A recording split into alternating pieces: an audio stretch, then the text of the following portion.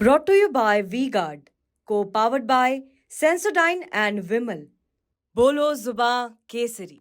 कि ये स्टंटबाजी हो रही है, हमले नहीं हो रहे।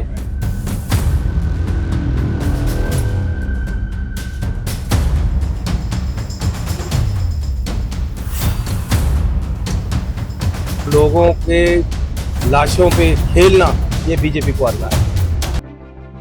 जम्मू कश्मीर के पुंछ में वायुसेना के काफिले पर आतंकी हमले में एक जवान शहीद हुए हैं, जबकि 4 घायल हैं। इस आतंकी हमले को लेकर पंजाब के पूर्व मुख्यमंत्री और कांग्रेस नेता चरणजीत सिंह चन्नी ने पुंछ में हुए आतंकी हमले को लेकर विवादित टिप्पणी की थी, जिसके बाद सियासी बवाल खड़ा हो चुका है। जालंधर में चुनाव प्रचार के दौरान पूर्व सीएम चरणजीत सिंह चन्नी ने कहा कि ये सभी स्टंट है, आतंकवादी हमले नहीं, इसमें कोई सच्चाई नहीं है। बीजेपी लोगों के जीवन के साथ खेल रही है। चलिए सबसे पहले आपको चन्नी का ये विवादित बयान सुनाते हैं कि ये स्टंटबाजी हो रही है, हमले नहीं हो रहे। पिछली बार भी जब इलेक्शन आते हैं तो ऐसे स्टंट खेले जाते हैं और बीजेपी को जिताने का संविधान तैयार किया जाता है। ये तैयार किए हुए सारे पहले से तैयार करके हमले करवाए जाते हैं। ये बीजेपी को जिताने का एक स्टंट होता है, इसमें सच्चाई नहीं होती। लोग मरवाने और लोगों के लाशों पे खेलना ये बीजेपी को आता है।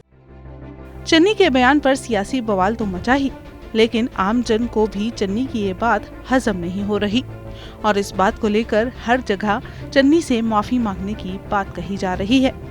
चन्नी के बयान पर 2001 के पूंछ सेक्टर में हुए शहीद लेफ्टिनेंट गुरविंदर सिंह के भाई देवेंद्र सिंह चीमा ने चन्नी के बयान को गलत कहा है। आपको सुनाते हैं चन्नी के लिए देवेंद्र सिंह चीमा क्या कहना चाहते हैं।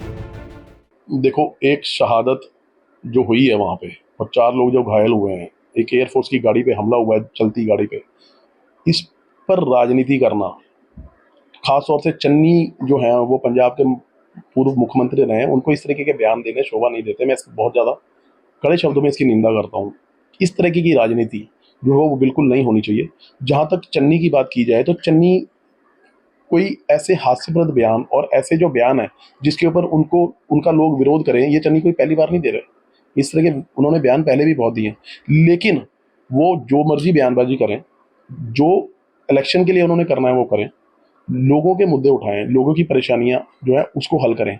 इस तरीके की बयानबाजी ना करें कि शहीदों की शहादत पे सवाल उठाना, चाहे वो कोई भी पॉलिटिकल पार्टी है, उसके लिए सही नहीं।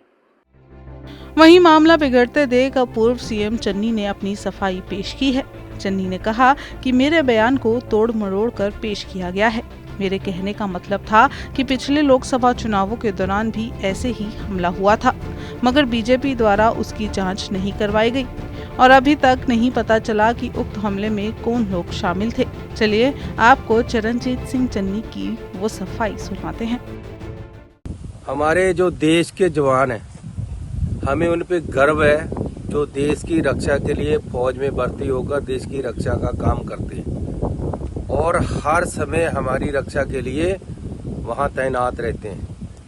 मैंने एक बयान ये दिया है कि पिछले इलेक्शन में जब पार्लियामेंट के इलेक्शन थे, हमारे 40 जवान शहीद हो गए और उन पे अटैक हुआ। आज तक सरकार ने ये पता नहीं किया कि वो अटैक किसने किया, कौन लोग उसके जिम्मेवार हैं। अब फिर इलेक्शन आया है, फिर हमारे जवानों पे अटैक हुआ, फिर जवान शहीद हुआ। मैं ये पूछना चाहता हूँ सरकार से कि ये कौन लोग हैं जो ऐसे अटैक करवाते हैं? आप उनको सामने क्यों नहीं लेकर आते? क्यों इंटेलिजेंस फेलियर होती है? आपके जो गवर्नर गए थे सत्यपाल मलिक, उन्होंने पहले आगाह कर दिया था कि ऐसे अटैक फिर हो सकते, ये राजनीतिक है। आपको बताएं कि पुंछ में हमले में 2 आतंकियों के स्केच भी जारी किए गए हैं और इन आतंकियों पर सेना द्वारा 20 लाख रुपए का इनाम तक रखा गया है।